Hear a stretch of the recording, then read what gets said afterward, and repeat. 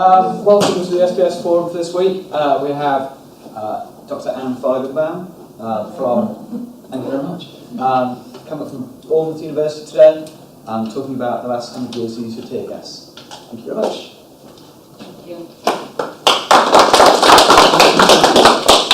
Thank you so much for inviting me. And can I just, I don't know who coordinates this, but who, like if you're here, but it was, you were great. You are here. Of my favorites of everyone who's ever coordinated a seminar series that I've come to speak at. So relay that if the person is not. Right here. Are you embarrassed? Are you not here? Okay. Relay my thanks. So today I'm going to talk to you about 100 years of tear gas. And I'll start by telling you a little bit about how I got into this project. It's a bit of a strange thing to devote years of your life to studying, so I'll give you a little glimpse into how this happened. And then I'll talk you through a few different incidents in the kind of history of tear gas that I think are particularly important, and particularly from kind of a science and technology perspective. And then I'm going to end by talking about what we call a civic forensics project that we are doing, and I even have little souvenir takeaways for anyone who wants one. So that's the journey that we're going to go on. So my interest in tear gas started from the last big project that I was doing, which was a history of protest camps. And I started to notice as I was going through all of these protest camps, starting from 1932 with the Bonus Army, who we'll see a little more about later, that images of tear gas kept popping up on the screen. Over and over and over again, I kept seeing these images of, might need to move to the keyboard. These images of tear gas in all of these different kind of protest camps over time.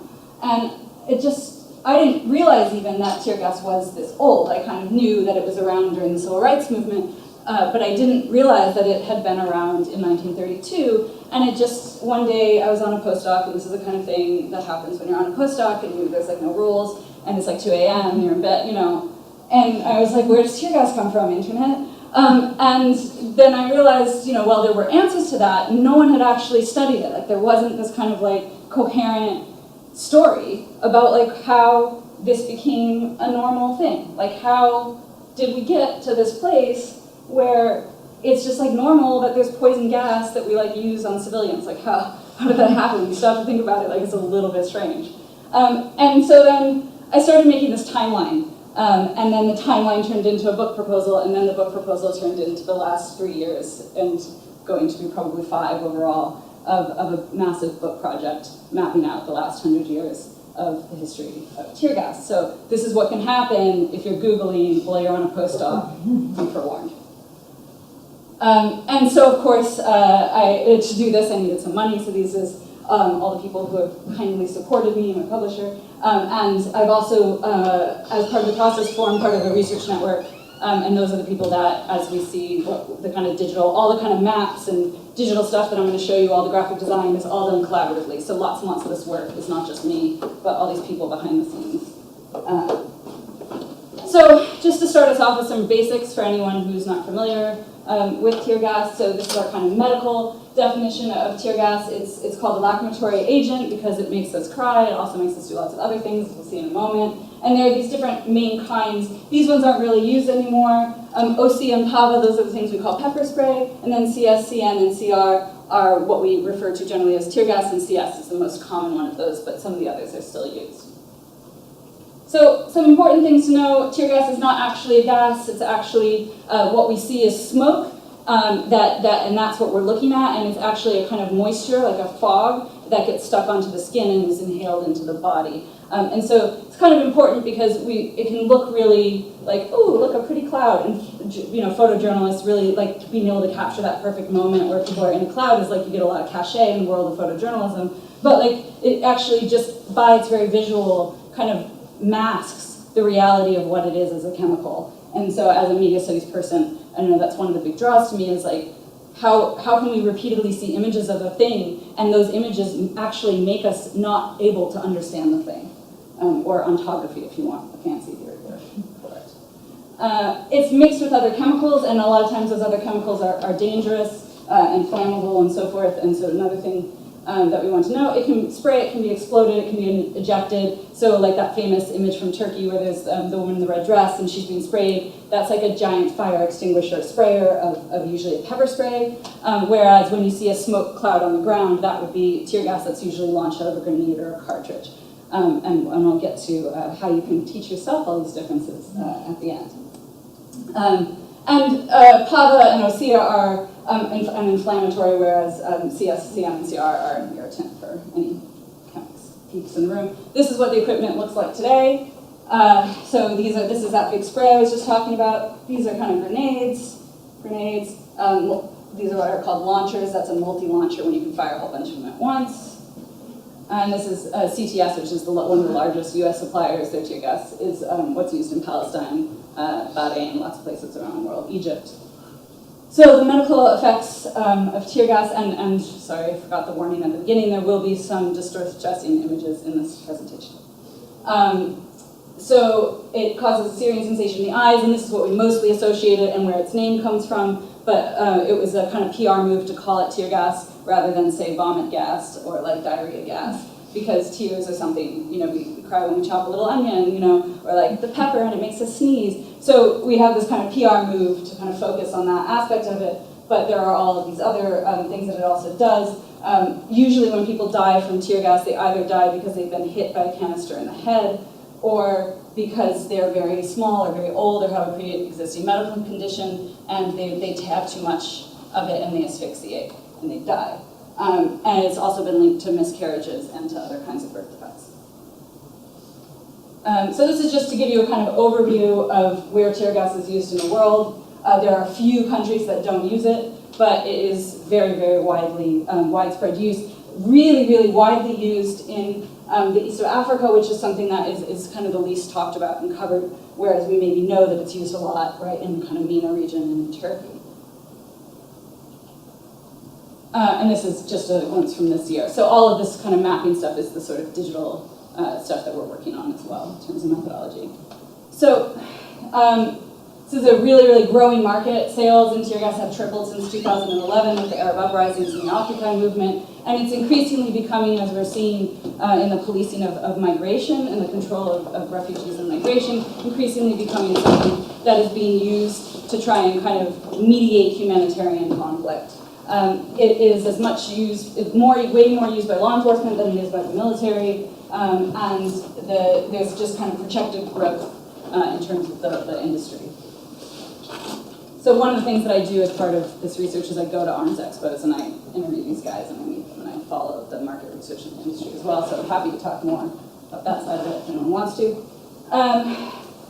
So what do we know? Well, there's a lot of things that we don't know about the actual medical effects of these kinds of tear gases because there's a limited number of studies that have been done. Studies are usually only done in the short term. They're only done on people who admit themselves to hospitals, and they're often, any kind of clinical trial is done on animals rather than on people.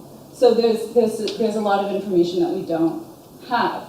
So recently the European Respiratory Society kind of put this on their agenda and are trying to kind of push this through. And they've found from the kinds of more epidemiology type studies that they've done that that tear gas is actually much more dangerous than it is thought to be, and were calling for a ban that actually didn't go through in the proposal stage.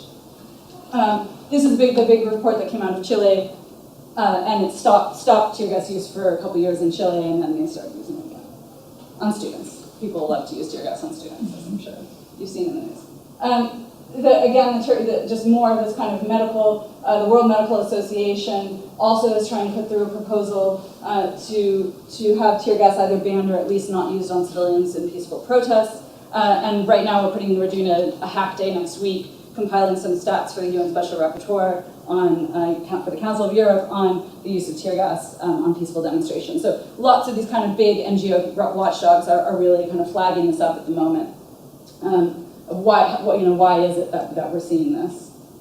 And so the question for me then is not only how did we get to this place where we use poison on people, and like that's totally fine, but also how is it that we've been doing this for 100 years and there's no medical consensus on its safety, there's no clear medical understanding of its actual like the extent of its effects. And there's like all these questions, like does it cause cancer? We think so, but we're not sure. Does it cause asthma? We think so, but we're not sure. And so like how is it that for 100 years you just get away with that as like a state of things? And so part of this study is a question of how medical knowledge gets formed and medical consensus gets formed, and trying to unpack some of that. So I'm going to talk about 4 moments that I think are quite crucial to these questions and understanding tear gas history, beginning from the what happened after World War I, moving into the modernization of CS gas that was largely done at Porton Down here in the UK, quite near where I live, and then into the Battle of the Bogside, the first civilian use by England in Northern Ireland, and of course Northern Ireland is largely been a testing ground for riot control and policing since the kind of, well, for over 100 years. And then I'm going to talk about the present and the project, the civic project that we are working on.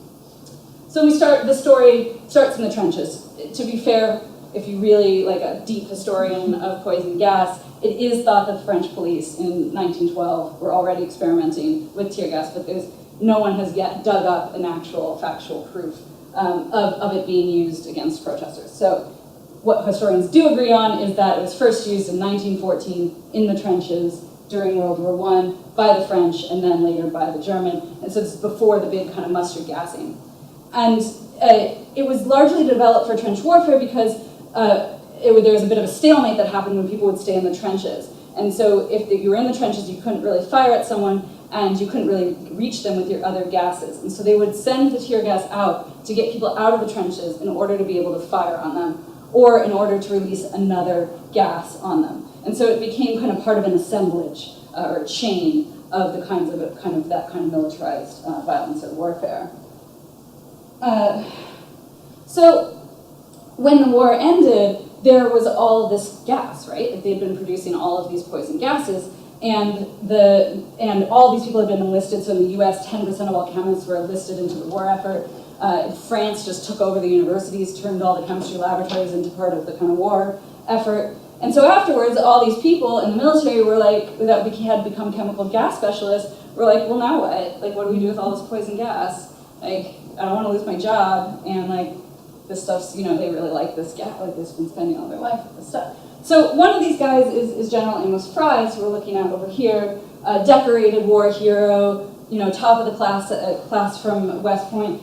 And he comes back to the U.S. and he's working in the Chemical Warfare Service, and he really becomes part of this lobby that wants to keep the Chemical Warfare Service going. And so he teams up with all these politicians, PR people, lawyers, lots and lots of press people to try and kind of start a campaign for what can be done with these gases in peacetime. So like, they do all these tests to figure out how else they can use this. So this is also what leads to the start of the gas chamber, to the design that then became what was used in concentration camps, as well as some kind of more benign uses of gas for various kinds of mechanics and engineering projects. And so there's this really big marketing campaign that happens in this post-war period in the early 1920s and into the 1930s, where they're pushing out these tear gases for law enforcement use, and they're really using this kind of language of modernity, of civilization, of science, as a way of doing it, so that this is the modern medicine, this is the modern weapon, this is what we should be doing today. The other reason that tear gas becomes very popular in this time period is because, like many new things when they come to the market, there aren't big regulations or laws around them, so you can get away with a bunch of things. And so tear gas is something that is highly, highly unregulated when compared to other kinds of ammunition, and I'll talk a little bit about why that is later. And then the other thing that you start to see is the birth of this discourse of safety, so that there's no permanent injury. It is as gentle as a little tap from daddy on the slipper, as one article put it. And that so not only is this like the modern and the civilized way of controlling people, but also, it's not going to hurt them it only hurts them for a little period of time, and then they're all fine. So a not really hurtful, blasted, blinding, choking pain. And really important also is that it's not an accident that it is psychological as well as a physical thing to do. So just like the use in the trenches was meant to disorient and to kind of create this anxiety for people fighting in warfare, it is also meant to do that when it starts to be used for civilians. And so this is just one of the early advertisements. It's easier for a man to maintain morale in the face of bullets than in the presence of invisible gas. Unlike bullets, tear gas would isolate the individual from the mob spirit and make the mob a blind stampede to get away from the source of torture.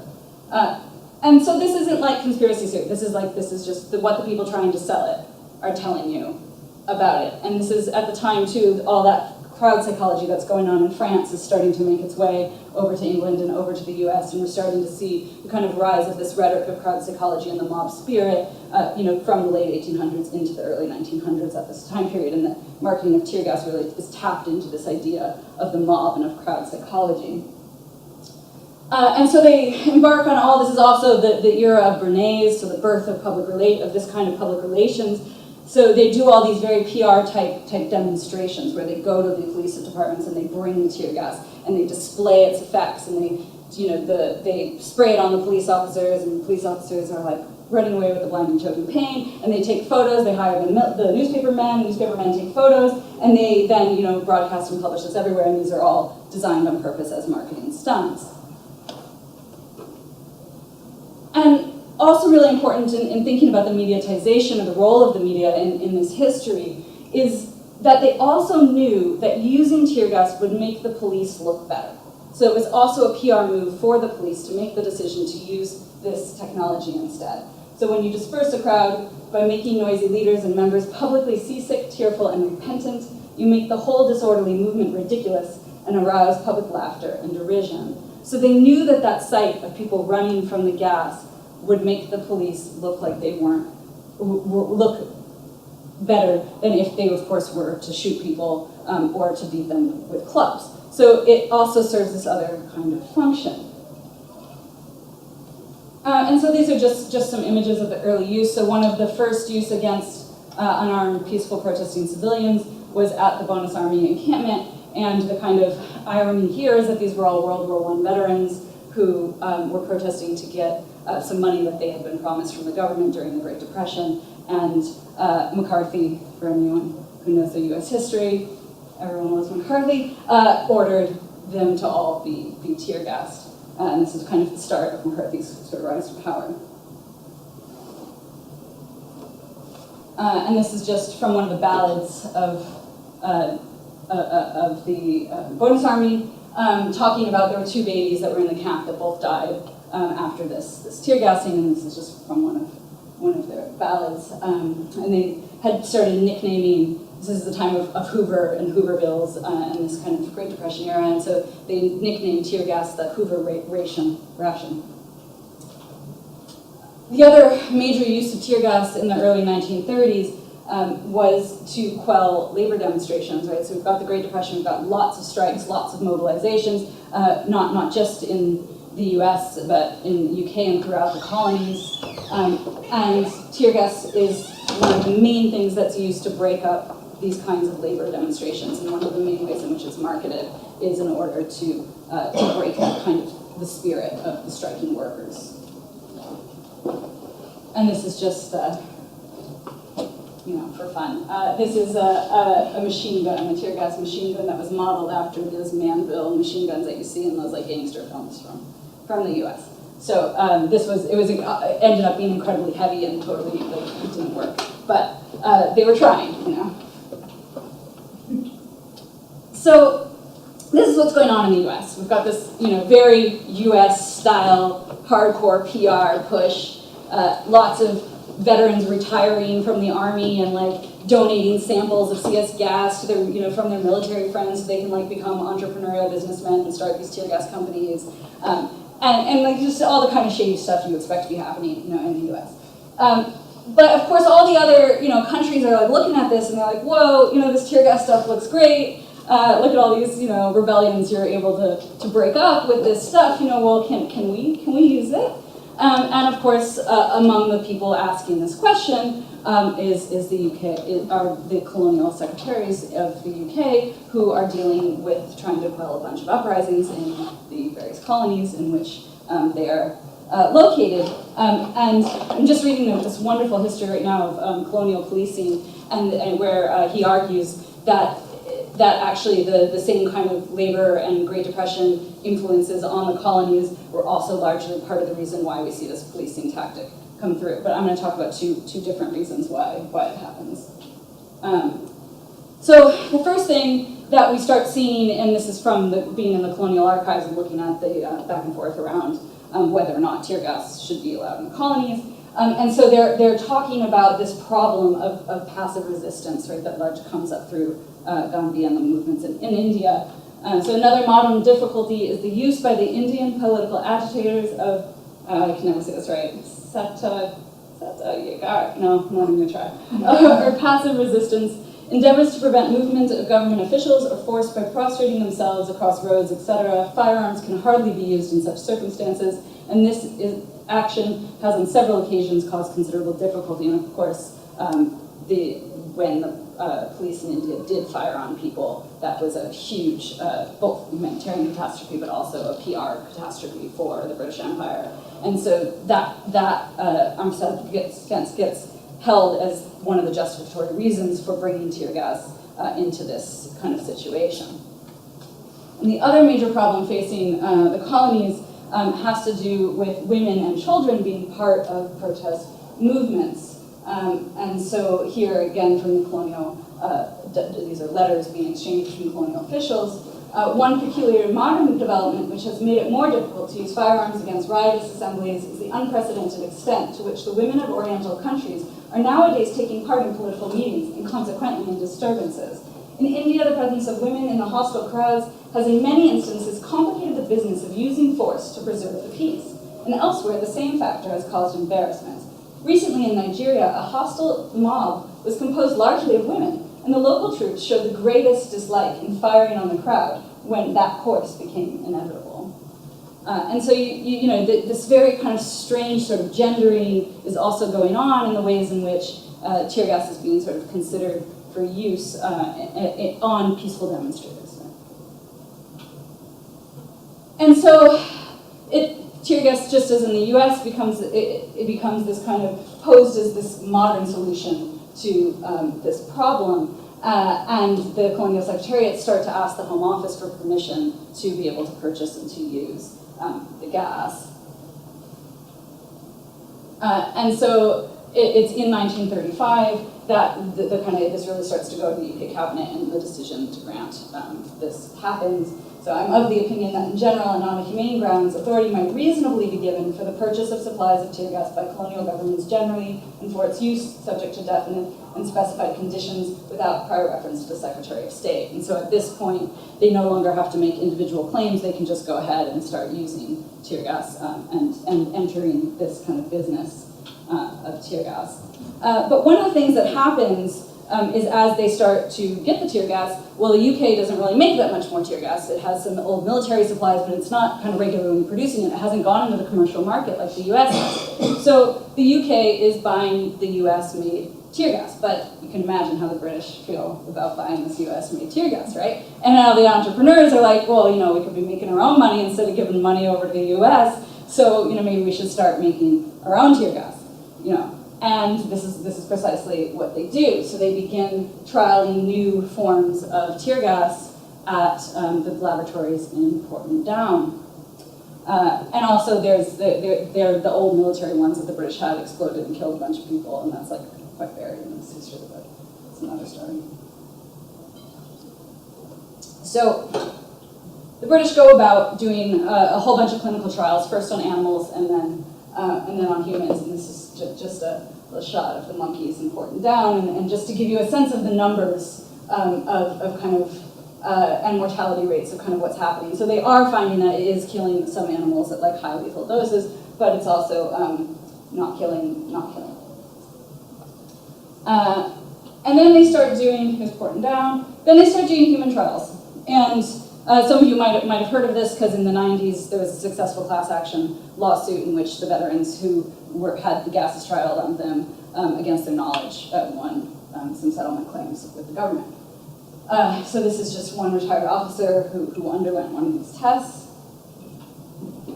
And Gordon Bell saying, they put us in the gas chambers, we tested CS gas, Some of these tests are horrendous. I had no idea what they were doing. As far as I was concerned, they were doing common cold research tests. I volunteered to earn a bit of extra leave.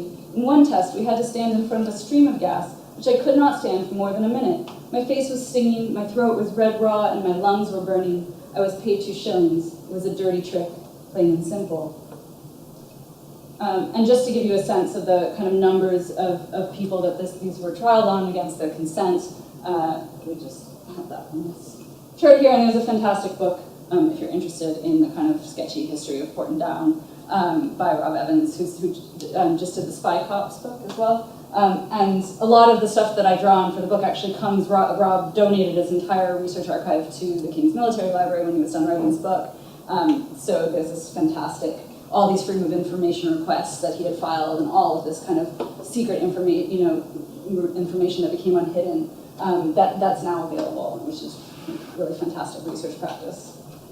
So the US, so at Porton Down, we're trialing this stuff on the veterans, and we're developing these new forms of tear gas. And one other anecdote on that I find just STS does, like so many spirals, you can take it down. So they build these 2 weather-controlled laboratories, one to mirror the Caribbean and one to mirror the conditions in India, so that they can perfect the content of the chemicals, so that they can be then exported and used in the colonies. And it's just that could be just like a whole A&T thing going on there. That's so rich for picking apart.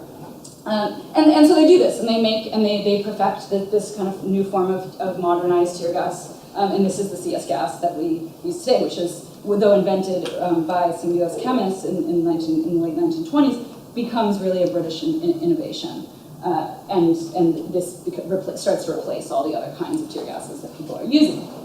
But the British are only using it in the colonies up until August of 1969, which is the first time that it becomes deployed in Northern Ireland in what was called the Battle of the Bogside. And so important kind of geographically is that the Bogside is an old bog, so it's located in a kind of valley with these big kind of walls around it, and in this kind of very, almost apartheid geography of Derry, you've got all the Catholics living in the kind of poor Catholics living in these housing estates in the bog, and then you've got these kind of wealthier Protestants living up high above the bogside along the walls. And what happened was there was this kind of nationalist march that the Protestants do, and then the civil rights protest against it. And as normally happens, this causes conflict. And this time they brought in tear gas when they brought in the police, and the military donated over to the police. So during this period of 36 hours, 14 50-gram grenades and 1,091 cartridges contained, which are just the smaller bits of tear gas, went down into this, seeped down into this bogside, and then it got kind of stuck and was just kind of hovering in the air for this 36-hour period. And so, of course, first of all, people had no idea what this stuff was, so they really freaked out. So all of a sudden they were being gassed by something. And lots of young people were really active in the Irish Civil Rights Movement. And so we had lots of children that were kind of dealing with this and trying to figure out what was going on. It was seeping into people's houses, seeping into their food, seeping into their babies' cribs. There was no kind of escaping it if you lived in this neighborhood during this time. And one of the other things that was quite dangerous that was happening is some people had these old World War II gas masks lying around their houses, but those are their filters that they're lined with have asbestos in them, and so you have all these kids that are putting on these gas masks because they think they look really cool and trying to protect themselves, and then they're breathing in all this asbestos. So you have this kind of medical crisis that is emerging through this early use of tear gas, and of course this is really bad press for the English, and it causes a kind of panic, and people are like, you just gassed a population, what is going on? Is this going to happen to us? Are these people going to be okay? So they do, yet another in the long line of Northern Ireland inquiries.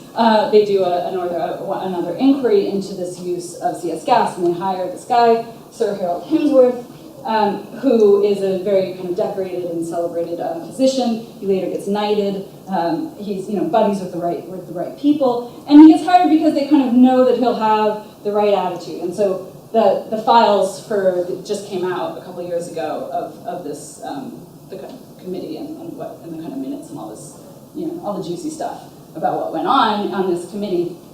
And so he leads this team of various kinds of doctors, most of who work at Porton Down and are paid by the Ministry of Defense, on the independent inquiry committee to look at the problems of tear gas. So like most independent inquiry committees that are staffed purely by hand-picked people from the government, it's a bit dodgy, some dodgy things are going on, and people know dodgy things are going on and they're being critiqued for it. And one of the major critics of what was happening was Dr. Raymond McLean, who lived in Derry, was a GP there, and was running the kind of little field hospitals in the Bogside that people were going to while that tear gassing was happening. So he was really there for those whole 36 hours, being watching what was happening. And he was called upon to inform the inquiry, and he really felt misrepresented during this and ended up in a kind of battle with Hemsworth that took place through medical journals as well as through the media. And so, whereas Hemsworth kind of was pulling from this is Edgewood Arsenal, is the equivalent of Porton Down in the US. So in summary, CS has been subjected to testing of a type typical for a new drug or medicine. These results, coupled with extensive field use, show CS to be highly effective riot control agent, fast-acting, psychologically feared, but with a safety factor that makes the probability extremely low that lasting effects or death will come from its use in riot situations. And so this ends up being the kind of party line that the Hemsworth Commission takes. And so important here that it should be treated as a drug and that its margin of safety is so big that this should be fine. But McLean does not like this, and in this kind of public letter that gets quite circulated, he argues, they attempt to compare the use of CS to that of a drug, and in that respect, the priority is the assessment of the concentration of CS which would be effective as a riot control agent, as against the concentration which would cause serious injury to the general public. They attempt to point out the large safety margin that exists with the disciplined use of CS, and therefore to imply the relative safety of this agent for riot control purposes. And so this becomes a really big contention. This is not to scale. Because what they're kind of saying, so what's going on in this dispute, is that the amount of CS gas in an ideal situation that it would take to kill someone is very high. Very, very high. 6,000 milligrams released in square meter. And the amount that what they're using on protesters is down over here, 4 milligrams. That's what's supposed to hit you in the ideal situation. 10 is what they trial on if you go into the military, what you get kind of trialed on. So that's like the max that they're kind of really supposed to let anyone experience. And so this is also in the ideal condition of being outside versus being in an inside space, right? So this is the logic on which this is based. So this is a safe dose, and as long as safe doses are administered, nothing's going to happen. And whoa, we'd have to fuck up, so bad. Sorry, I shouldn't have said that. On this other side, for someone to die. Guys, my video, hi video.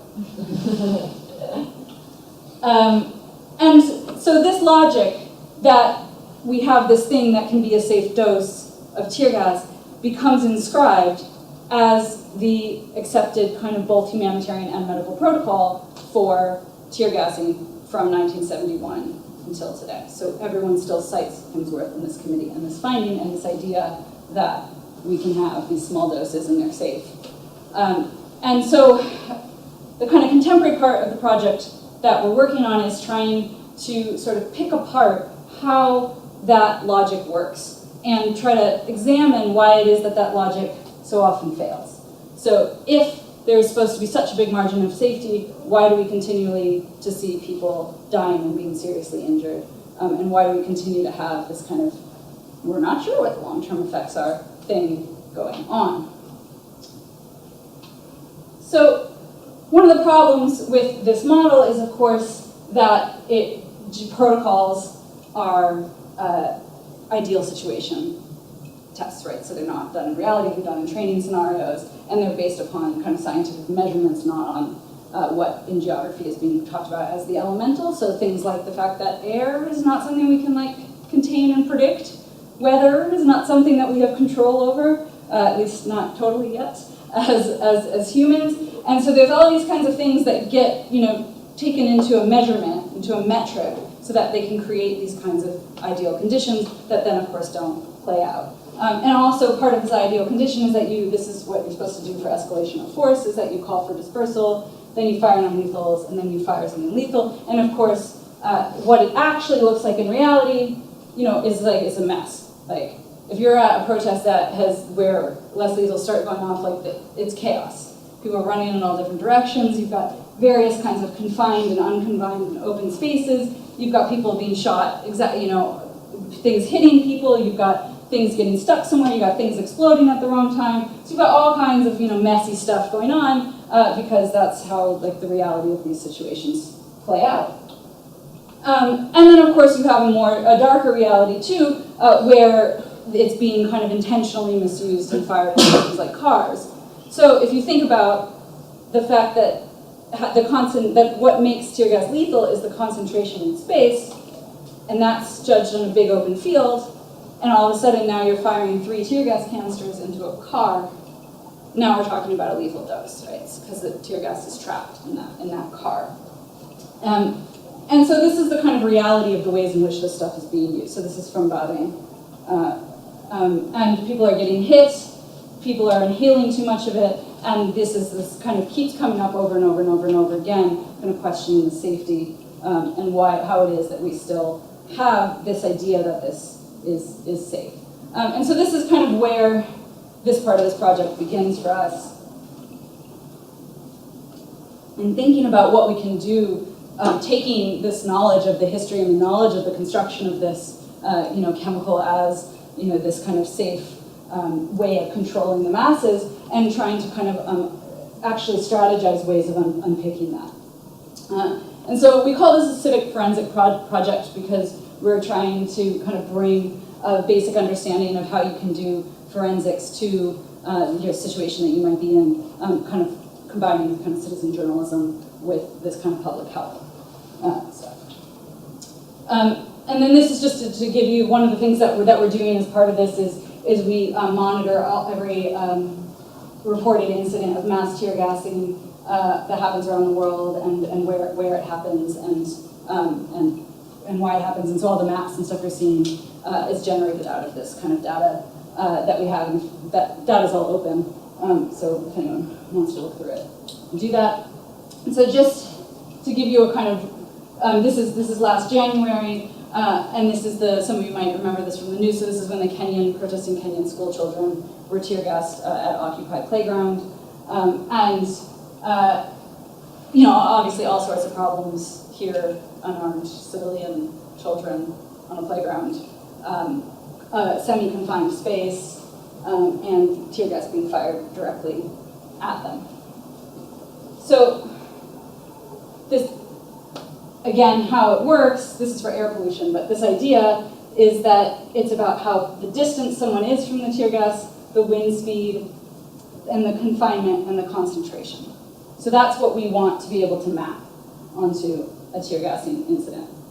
So one of the things that we're doing is trying to take these kinds of photos and do a sort of very basic kind of forensic analysis of what the condition is, of what's happening here. In forensic architecture at Goldsmiths has done some quite interesting work around this. So being able to know kind of what kind of weapon was used, what are the structures that are around, where are the people, what's the distances, and trying to use photographic and video evidence to reconstruct some of that. And then the kind of tool that we've built, or in the kind of process of building, to allow people to do this is a project called Riot ID. That's about training people how to photograph the scene and the weapons when these things happen where they are. So I'm just going to run through kind of how it works. And so this is the infographic that teaches you sort of how to safely photograph and document the use of tear gas where you are, and how to identify the canister and how to photograph it so that it can be logged into evidence. Right now, this just works as a Twitter. So people tweet at us, we identify the weapon, we tweet back at them, we take their photos.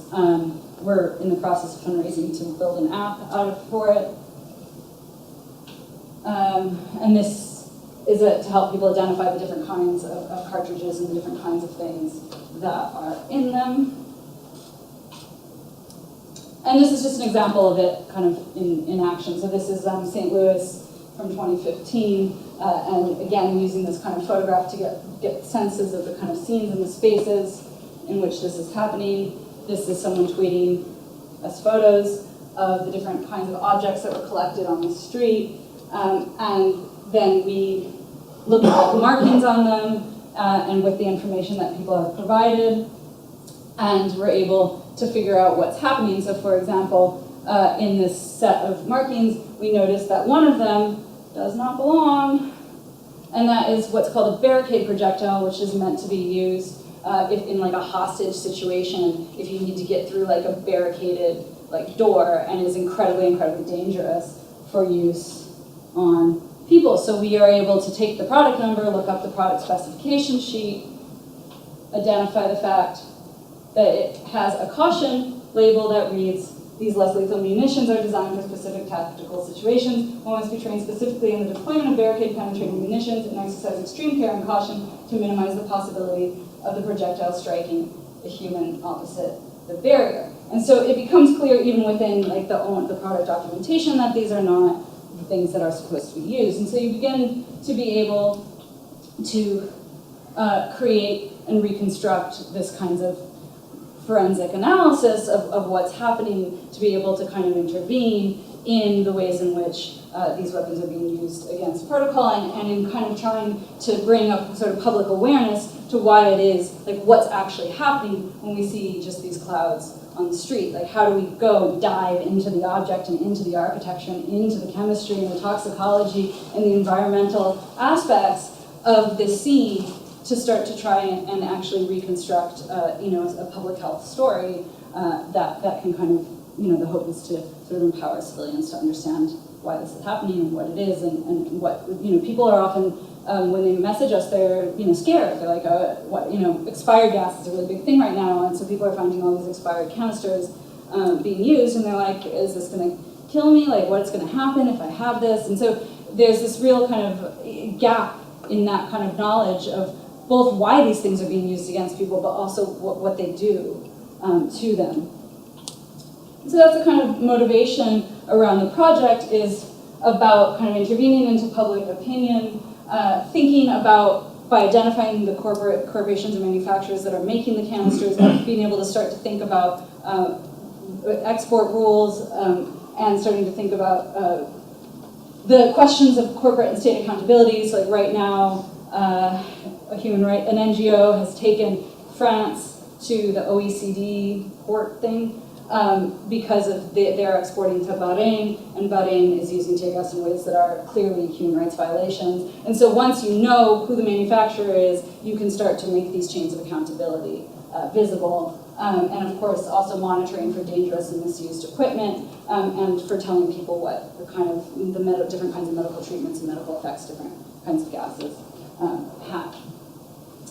So that's the project, and it's kind of in development. We've launched in September, and we're just had a meeting yesterday to talk about the next kind of design phase of the project, and really kind of for me, it's really trying to think about how the methods and the concepts and the theories that we use when we're doing science and technology studies can then be kind of turned back out to build these sorts of public engagement tools, and to take that knowledge and like how do we build things that other people can use, but that are really, really richly informed by some quite critical and long hours in archives and with policy documents, and then making something that's much more accessible out of that.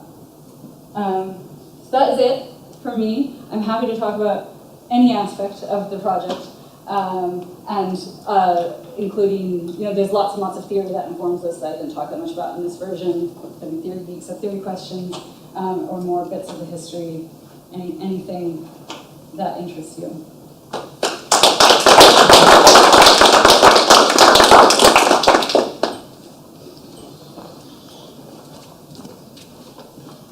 Thank you very much. If anyone has any questions.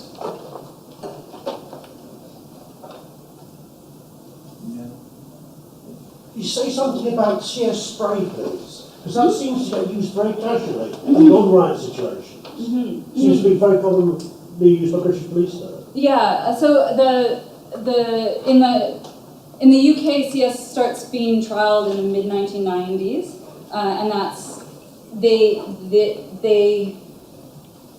roll it out kind of slowly to a few different police departments, and they trial it for about, I think, about 6 months. And during that those trials, the trial at one point gets stopped because they spray a man who was schizophrenic, and he ends up dying from being sprayed. And so they pause it, and they do this kind of big investigation into the medical effects. And during that time, it turns out there's a bunch of other people who've also been sprayed while they've been restrained, or particularly people with mental health issues, and that have died. And there's actually a big campaign that gets ran in the kind of mid to late 1990s from mental health organizations.